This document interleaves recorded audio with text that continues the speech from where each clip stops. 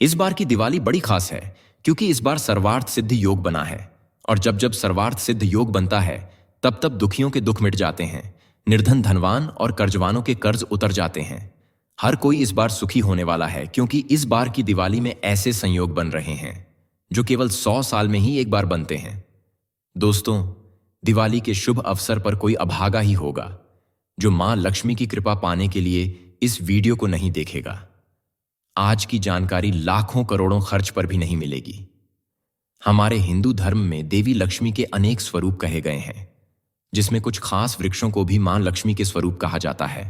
तो आज मैं आप लोगों को ऐसे वृक्षों के बारे में बताऊंगा जिनको दिवाली में छूना बेहद शुभकारी बताया गया है। दिवाली में इनको छूने से शत्रु दोष, कर्ज दोष, गरीबी दोष सब समाप्त होते हैं। दिवाली के पावन पर्व चल रहे हैं। दिवाली के पावन पर्व में कुछ ऐसे वृक्ष हैं जो कि देव वृक्ष कहे गए हैं, देवी वृक्ष कहे गए हैं। यह देवी के स्वरूप होते हैं, माता काली के स्वरूप होते हैं और हमारे धर्म में पेड़ पौधे को देवी देवता मान करके हम इनकी पूजा करते हैं। और हमें पूजा भी जरूर करनी चाहिए। साइंस भी कहता है पेड़ पौधे मनुष्यों को फ्री में प्राण वायु प्रदान करते हैं और पेड़ पौधे हमें ऑक्सीजन देते हैं और हमारे जो कार्बन डाइऑक्साइड होता है उसे ग्रहण करके सभी प्रकार के जितने भी नकारात्मक चीज होते हैं उसे अपने अंदर में स्वयं सोख लेता है और हमें ताज प्रदान करते हैं। तो पेड़ पौधे स्वयं तेज धूप में तपता है लेकिन मनुष्य को शीतल छाया प्रदान करता है। तो दिवाली के समय में कुछ ऐसे पेड़ पौधे हमारे धर्मशास्त्र में कहे गए हैं जिनको छूने मात्र से व्यक्ति के बंद किस्मत के ताले खुल जाते हैं, व्यक्ति का सौभाग्य चमक जाता है। हमारे शास्त्रों में पेड़ पौधों को बहुत ही गुणकारी कहा जाता है क्योंकि इनमें साक्षात देवता होते हैं। अनेक बीमारी का उपचार पेड़ पौधों में ही छुपा है, जड़ी बूटी में ही छुपा है। और भगवान श्री कृष्ण ने गीता में स्वयं कहा है कि वृक्षों में पीपल का वृक्ष हूं। पीपल के वृक्ष को वृक्षों का राजा कहा जाता है। इसलिए कृष्ण भगवान ने कहा पत्ता पत्ता मैं ही हूं, क्योंकि पीपल वृक्ष की जो आयु होती है सबसे ज्यादा होती है, सबसे अत्यधिक होती है। पीपल वृक्ष सर्वशक्तिमान होता है। पूजा पाठ में अत्यधिक इसका महत्व होता है। दोस्तों, इसीलिए भगवान श्री कृष्ण ने गीता में स्वयं कहा है कि मैं वृक्षों में पीपल का वृक्ष हूं। तो चलिए, आज मैं आप लोगों को दिवाली के समय में छुए जाने वाले वृक्ष के बारे में बताऊंगा। तो जय माता दी अवश्य लिख दीजिए कमेंट में। दोस्तों, हमारे धर्मशास्त्र में अनेक ऐसे वृक्ष हैं जो कल्याणकारी होते हैं, मंगलकारी होते हैं। अगर इस वृक्ष को छू लेते हैं तो आपकी सभी प्रकार की परेशानी है, सभी प्रकार के कष्ट हैं, यह सब समाप्त हो जाते हैं। खास करके दिवाली के समय में इसका असर कई लाख गुना होता है। दिवाली के समय को शक्ति का पर्व कहा जाता है। शक्ति पर्व क्यों कहा जाता है? क्योंकि इस समय अचेत जो वस्तु होती है वह भी चेतना युक्त हो जाती है। अर्थात इस समय जो शक्ति हमारे धरती लोक में आ जाती है, तो माता लक्ष्मी इस धरा पर आती है, इस पृथ्वी लोक पर आती है। तो जितने भी पेड़ पौधे हैं, जीव जंतु हैं, चल अचल सभी प्रकार के जो वस्तु हैं, यह सब में प्राण आ जाते हैं, सब में शक्ति निहित हो जाती है, जागृत हो जाती है। तो इस समय कोई भी पेड़ पौधे को जाकर के छू दे, खास करके देवी स्वरूप कहे गए जो पेड़ पौधे होते हैं, जाकर के आप इसे छू करके आते हैं तो आपके जीवन की परेशानी है, दुख है, तकलीफ है, कष्ट है, रोग है, बीमारी है, कला है, क्लेश है, जीवन में चल रही बहुत बड़ी समस्या है, सब समस्या समाप्त हो जाती है। काल सर्प दोष, मंगल दोष, शनि दोष, राहु दोष तत्काल अपना असर दिखाती है और सब दोष खत्म हो जाते हैं। दोस्तों, आज मैं आप लोगों को 3 पौधों के बारे में बताऊंगा और यह तीनों पौधे देव वृक्ष कहे जाते हैं। वीडियो को ध्यान से देखना। अगर आज की वीडियो मिस कर दी तो फिर सारी जिंदगी आपको पछताना पड़ेगा, क्योंकि दिवाली ही एक ऐसा पर्व होता है, एक ऐसा समय होता है जो बेहद शक्तिशाली है। आप अपनी समस्या को, आप अपनी गरीबी को स्वयं अपनी आंखों से समाप्त होते हुए देख सकते हैं। मैं जिस वृक्ष के बारे में बता रहा हूं, ये सारे वृक्ष आपको अपने घरों के आसपास में बहुत ही आसानी से मिल जाएंगे।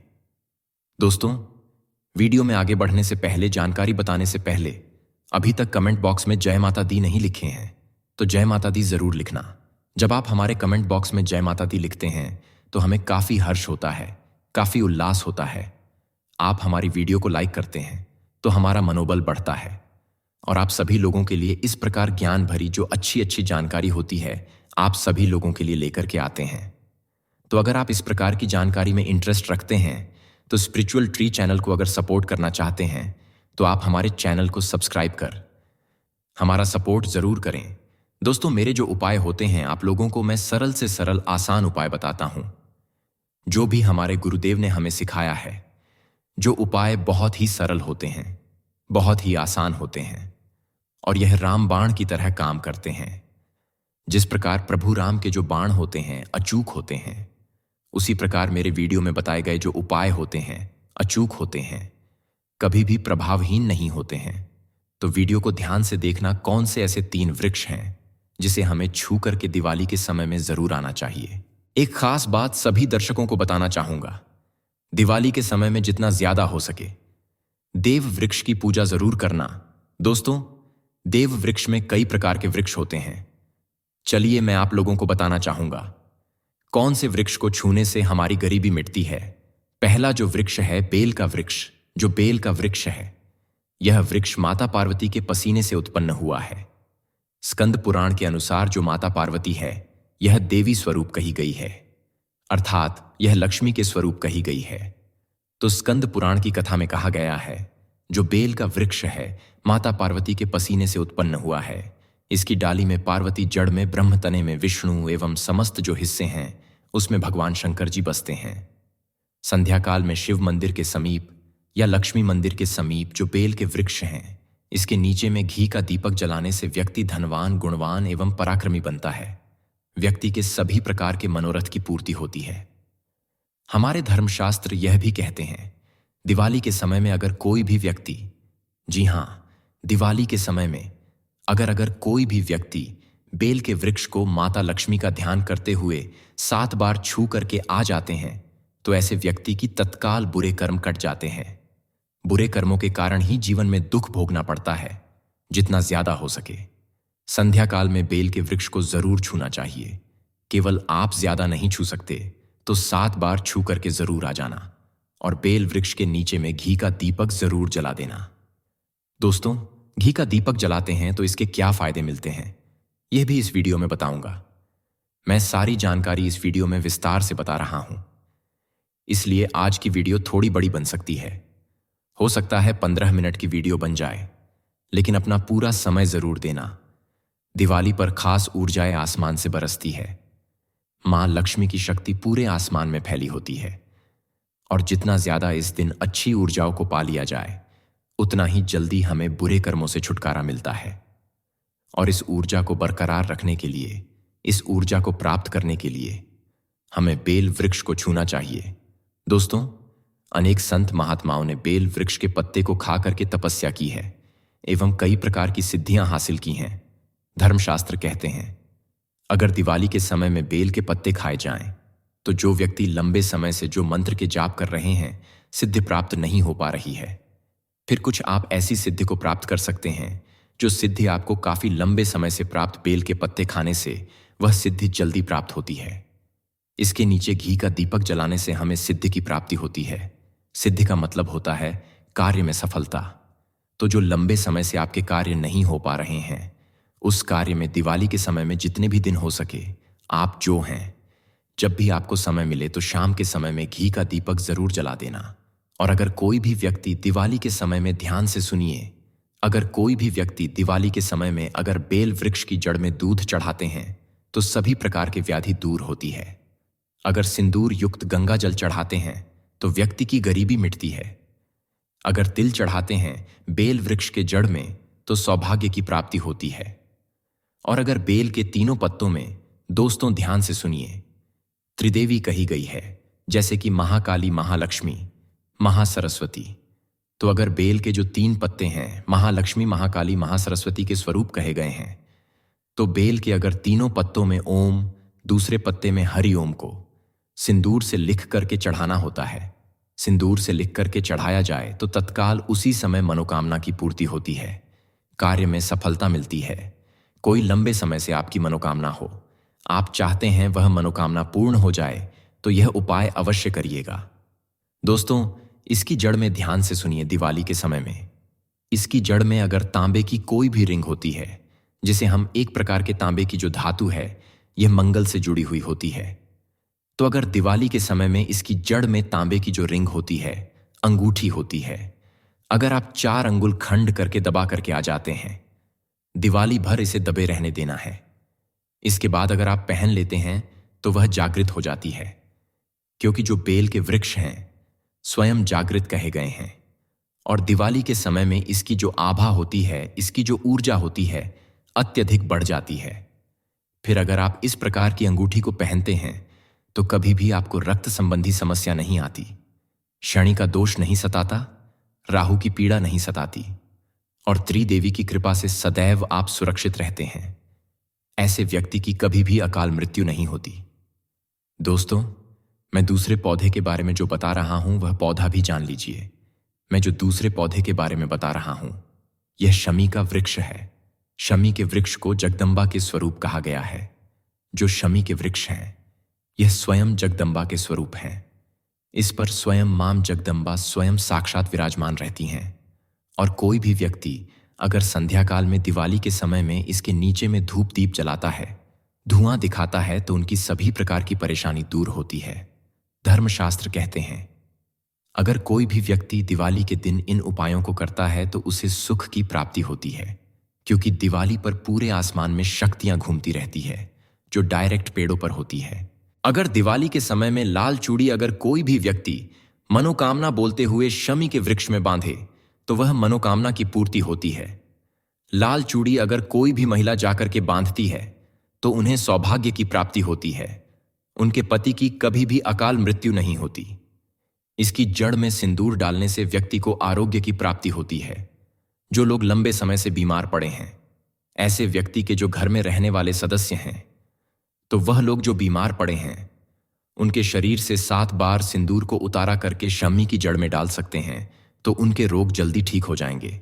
जो लोग लंबे समय से बीमार पड़े हैं या फिर आप बीमारी से बचना चाहते हैं, निरोग रहना चाहते हैं, तो इसकी जड़ में सिंदूर जरूर डाल देना मनोकामना पूर्ति करने के लिए। मैं एक मंत्र बता रहा हूं, इस मंत्र को बोलते हुए शमी के वृक्ष को छूना है। आप तत्काल दिवाली के समय में इसका रिजल्ट देखना। जैसे ही दिवाली समाप्त होगा आपकी जो मनोकामना है उसकी पूर्ति हो जाएगी। आपकी जो दरिद्रता है वह दरिद्रता समाप्त हो जाएगी। तो मंत्र कौन सा है? तो आपको बोलना है मम मनोरथ पूरे, मम दरिद्र नाशय। यह मंत्र आपको बोलना है। यह मंत्र बोलते शमी के वृक्ष को छूना है। सभी प्रकार के आपके मनोरथ की पूर्ति होगी। आपकी जो दरिद्रता है, दरिद्रता समाप्त हो जाएगी, छू मंत्र हो जाएगी। यह आपको छूते हुए बोलना है।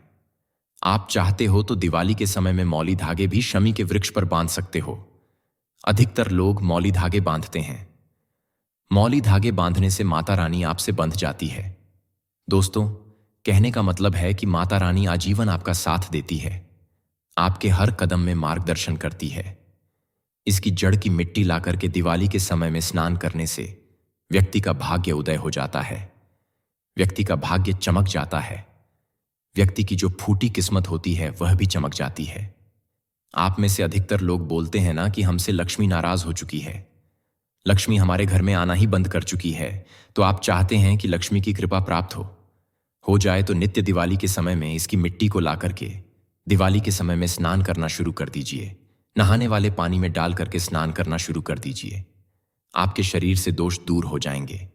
आपके शरीर से किसी भी प्रकार की पीड़ा है, नकारात्मक शक्ति आपके शरीर में प्रवेश कर गई है, वह भी समाप्त हो जाएगी। दोस्तों, तीसरे क्रम में मैं जिस वृक्ष के बारे में बता रहा हूं मित्रों, इस वृक्ष को देव वृक्ष भी कहा जाता है। जो तीसरा वृक्ष है वह है परिजात का वृक्ष। परिजात का वृक्ष समुद्र मंथन से उत्पन्न हुआ था और यह देवराज इंद्र के नंदन वन में स्थापित किया गया था। परिजात वृक्ष भगवान कृष्ण ने मानव जन कल्याण के लिए धरती लोक पर लाए थे। जो पारिजात का वृक्ष है इसे भी लक्ष्मी का स्वरूप कहा गया है, क्योंकि माता लक्ष्मी भी समुद्र से उत्पन्न हुई है और पारिजात के वृक्ष भी समुद्र से उत्पन्न हुआ। इस नाते यह माता लक्ष्मी की बहन कही जाती है। तो परिजात के वृक्ष को शाम के समय में छू करके जरूर आ जाना। आप चाहते हो तो दिवाली के किसी भी टाइम में आपको टाइम मिले, उस समय में जाकर के इसके वृक्ष को छू सकते हैं। इसके वृक्ष को छूते ही तत्काल संपूर्ण दोष समाप्त होते हैं। इस वृक्ष के नीचे में अगर दिवाली के समय में घी का दीपक जलाया जाए छुटकी भर सिंदूर अगर इसकी जड़ में डाला जाए तो सभी प्रकार की मनोकामना की पूर्ति होती है। लेकिन आपको प्रार्थना जरूर करनी है कि हे परिजात वृक्ष, आप देवी स्वरूप कहे जाती हैं। आप हमारी सभी प्रकार की पीड़ा को दूर करें। ग्रह दोष है, पितृदोष है, लक्ष्मी दोष है, इसे आप समाप्त करें। लक्ष्मी स्वयं आपकी बहन है। माता लक्ष्मी का हमारे जीवन में प्रवेश कर जाए, इस प्रकार का आप हमें आशीर्वाद प्रदान करें। इस प्रकार से आप इनसे जो है मनोकामना बोल सकते हैं, मनोरथ बोल सकते हैं। यह लक्ष्मी की बहन कही गई है क्योंकि समुद्र मंथन से यह उत्पन्न हुआ है। तो अगर आप भी जल्द धनवान बनना चाहते हैं, आपके जीवन में कोई कामना है, कोई कामना अधूरी रह गई है, तो हमने 3 वृक्ष के बारे में बताया है। इन 3 वृक्ष को दिवाली के समय में छूना शुरू कर सकते हैं। और अगर कोई व्यक्ति यह तीनों वृक्ष को छू लेते हैं, ध्यान से सुनिए, अगर तीनों वृक्ष को छू लेते हैं तो ऐसे व्यक्ति के कार्य सफल होने से, ऐसे व्यक्ति की मनोकामना पूर्ण होने से दुनिया की कोई भी शक्ति नहीं रोक पाएंगे। मनोकामना पूर्ति करने के लिए, कार्य में प्रगति प्राप्त करने के लिए, अपनी किस्मत को चमकाने के लिए, सोए हुए भाग्य को जागृत करने के लिए दिवाली में यह उपाय जरूर करिएगा। दोस्तों, यह उपाय सोने पर सुहागा होगा। यह आपकी जिंदगी को संवार देंगे, आपकी जिंदगी में चल रही परेशानी को दूर कर देंगे। तो यह जानकारी कैसी लगी हमें कमेंट सेक्शन में जरूर बताना, और इस जानकारी को अपने तक सीमित मत रखना। इस जानकारी को आगे जरूर शेयर करना, क्योंकि ज्ञान बांटने से ज्ञान बढ़ता है। हो सकता है आप इस वीडियो को शेयर आगे करेंगे तो कोई व्यक्ति दिवाली के समय में दुख महसूस करते हैं, पीड़ा महसूस करते हैं। दिवाली के समय उनको होती है, किसी भी प्रकार के कष्ट होते हैं, तो इन वृक्षों को छू करके सारे कष्टों से छुटकारा पा सकते हैं। तो समाज कल्याण हेतु इस वीडियो को आगे जरूर शेयर करना। कमेंट बॉक्स में अभी तक जय माता दी नहीं लिखा है तो जय माता दी लिख दीजिए। आज की जानकारी यहीं पर समाप्त करता हूं। जय माता दी। हर हर गंगे। जय गुरुदेव, नमो नमः। गुरुदेव भगवान की सदा ही जय हो।